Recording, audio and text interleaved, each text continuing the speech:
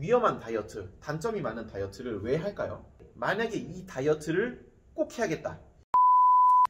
안녕하세요, 충우TV입니다. 오늘은 원푸드 다이어트의 진실에 대해서 말씀을 드리겠습니다. 어떤 분이 원푸드 다이어트를 해야 되고 원푸드 다이어트의 장점, 단점에 대해서도 말씀을 드리겠습니다. 그럼 이제 원푸드 다이어트는 한 가지 음식으로 다이어트를 하는 거예요. 예를 들어서 이제 사과만 먹으면서 다이어트 하거나 아니면 뭐 바나나, 두부, 토마토, 고구마 이런 식으로 칼로리가 그렇게까지 높진 않고 어느 정도 영양 성분을 갖추고 있다라고 하는 음식으로 다이어트를 하는 거예요. 근데 이제 이 다이어트에 대해서 장단점을 말씀드리기 전에 우선 알아야 될 거는 몸은 필수 영양소, 6대 영양소를 꼭 섭취해야 됩니다. 그 6대 영양소는 탄수화물, 단백질, 지방, 비타민, 무기질, 물 이렇게 구성이 되는데 예를 들어서 단백질에는 필수 아미노산이 있고 지방에는 필수 지방산이 있어요. 앞에 필수가 붙는다는 거는 몸 안에서 합성을 못하고 꼭 밖에서 섭취를 해야 된다는 거예요. 먹어야지 된다는 겁니다. 그럼 이제 사과로 예를 들게요. 사과 같은 경우에는 탄수화물과 당이 많아요. 근데 단백질이랑 필수 아미노산, 그다음 지방, 필수 지방산이 거의 없습니다. 그렇기 때문에 필수 단백질이랑 지방의 결핍이 올 수가 있겠죠. 그리고 이제 두부 같은 경우에는 뭐 어느 정도의 단백질, 식물성 단백질이 있다고 하더라도 탄수화물이 많이 있지 않기 때문에 에너지원이 부족할 수 있고 특히 이제 식이섬유나 비타민, 무기질이 부족하게 될 수도 있어요. 또 이제 뭐 사과는 비타민이나 무기질이 있지 않나요? 라고 할 수도 있지만 이 무기질도 뭐 칼륨, 칼슘, 마그네슘, 뭐 아연, 철 등 엄청나게 많아요. 그리고 비타민도 지용성 비타민, 수용성 비타민, 비타민 뭐 A, D, E, K, B 엄청나게 다양한 비타민이나 무기질 종류가 있는데 이 식품에는 그 중에 몇 가지 종류씩 밖에 없습니다. 결론적으로는 한 가지 식품으로는 이 필수 영양소를 섭취할 수가 없게 돼요. 그럼 영양의 결핍이 올 수밖에 없다는 겁니다. 그럼 이걸 이제 전제로 알고 이제 이 원푸드 다이어트의 장점에 대해서 말씀드리면은 한 가지 음식만 먹는다고 가정을 했을 때 일단 준비하기가 쉽습니다. 사과만 먹는다고 하면은 사과만 잔뜩 사서 사과만 먹으면 돼요. 그리고 쉽습니다. 준비도 쉽고 하기도 쉬워요. 그렇기 때문에 실행에 옮기기도 어렵지는 않습니다. 또 너무 많이 섭취하지 않게 돼요. 자기가 아무리 좋아하는 음식이어도 그것만 먹으면은 질리게 됩니다. 그래서 많이 먹을 수가 없어요. 절로 너무 많은 음식을 먹지 않게 될 수도 있습니다. 그리고 단기간 예를 들어서 뭐 일주일 이렇게 봤을 때 감량이 엄청 많이 되는 경우가 있어요. 뭐 4kg, 5kg 이렇게 감량이 되는 경우가 있어요. 근데 단점에 대해서 말씀을 드리면은 영양 불균형이 심하게 옵니다. 위에서 말씀드린 것처럼 사과만 먹는다고 했을 때는 뭐 어느 정도의 비타민이나 아니면 이제 탄수화물 들어가지만 너무 많은 설탕을, 너무 많은 당을 섭취하게 되고 단백질이나 아니면 필수 지방도 섭취하지 못하게 되는 이런 영양 불균형을 가지게 되겠죠. 그리고 영양이 이렇게 불균형이 오고 영양이 부족하고 결핍이 되면 어떻게 되냐면은 심리적으로 몸은 어떻게든 충분한 영양소를 얻기를 원하는데 그게 들어오지 않기 때문에 심리적으로 포만감을 느낄 수 없게 됩니다. 그래서 이제 계속 이제 뭐 뭔가 땡기고 더 먹고 싶고 그런데 이 다이어트를 진행하기 위해서는 그걸 심리적으로 억제를 해야 돼요. 억지로 참아야 된다는 겁니다. 계속 참으면서 다이어트를 해야 되고 그렇게 참을수록 이제 식욕이 엄청 올라갑니다. 식이욕구가 올라가게 됩니다. 그래서 이제 다이어트 중이나 아니면 다이어트 후 폭식장애나 식이장애를 가지게 될 가능성이 커요. 심리적으로 너무 억제한 만큼 그거를 채우려고 하는 욕구가 있습니다. 그렇기 때문에 이렇게 많이 억제를 하게 되면은 이제 영양적으로도 그렇고 음식적으로도 그렇고 한 가지만 먹게 되면 다른 음식도 엄청나게 먹고 싶겠죠. 그걸 억제한 만큼 폭발하게 됩니다.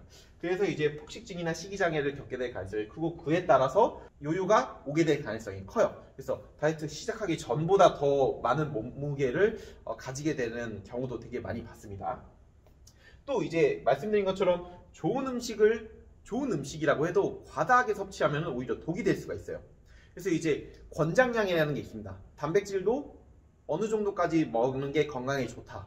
비타민 같은 경우에도 비타민 A라고 가정을 했을 때 비타민 A도 어느 정도까지 먹는 게 좋다라는 게 있는데 한 가지 음식만 먹으면 그 영양소만 너무 많이 섭취하게 됩니다.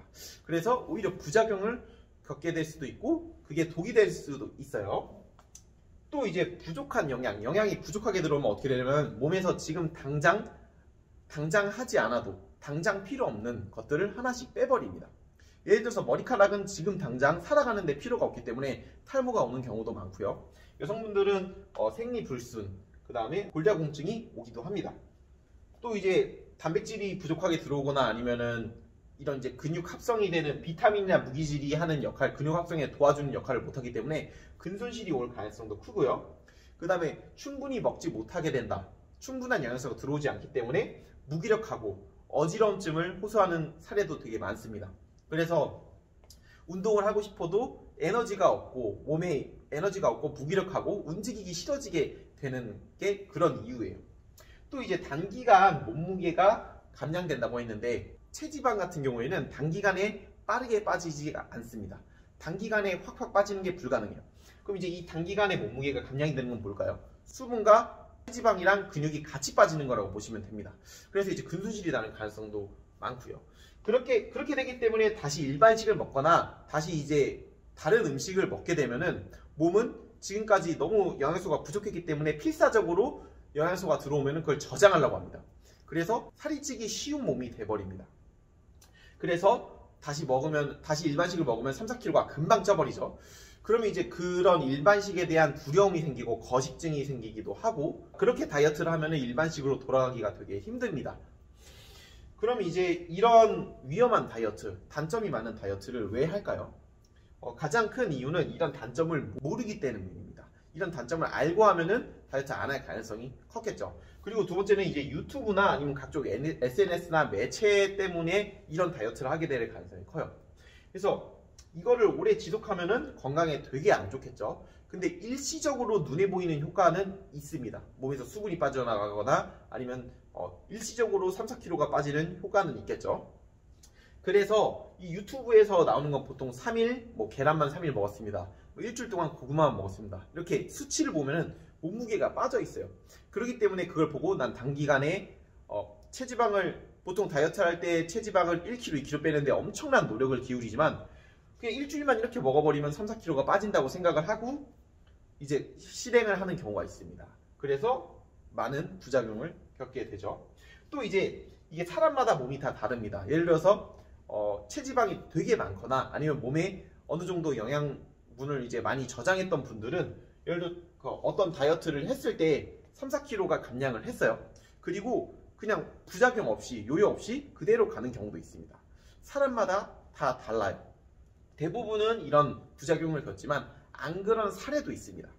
그렇기 때문에 사람마다 다르다는 것을 인지를 해주셔야 되고요. 또 이제 만약에 이 다이어트를 꼭 해야겠다. 건강을 생각하지 않더라도 단지 몸무게 숫자를 빼고 싶다 라고 하면은 일주 최대 한 달까지만 하는 걸 추천드립니다. 이게 이만큼의 영양소 불균형이 너무 오래 가게 되면은 건강에 엄청난 피해를 입게 되겠죠. 그래서 만약에 이걸 한다고 하셔도 일주에서 한 달 이상은 안 하는 것을 추천을 드립니다. 이렇게 원푸드 다이어트에 대해서 오늘 말씀을 드렸는데 원푸드 다이어트의 장점도 있고 단점도 있죠. 근데 저 같은 경우에는 이거를 한다고 하면은 꼭 말리고 싶습니다. 왜냐면은 이제 실질적으로 체지방을 빼는 게 아니라 몸에서 수분이나 근육이나 아니면 체지방을 같이 빼는 거기 때문에 실질적으로 다이어트가 되는 거는 아니에요. 단지 이 몸무게 숫자만 달라지는 거라고 보시면 됩니다. 또 이제 이거를 원푸드에서 다시 일반식으로 다시 돌아왔을 때 금방 몸이 돌아온다는 것도 아셔야 되기 때문에 이건 추천드리지 않습니다. 항상 다이어트나 운동은 건강하게 하는 거를 추천드리고요.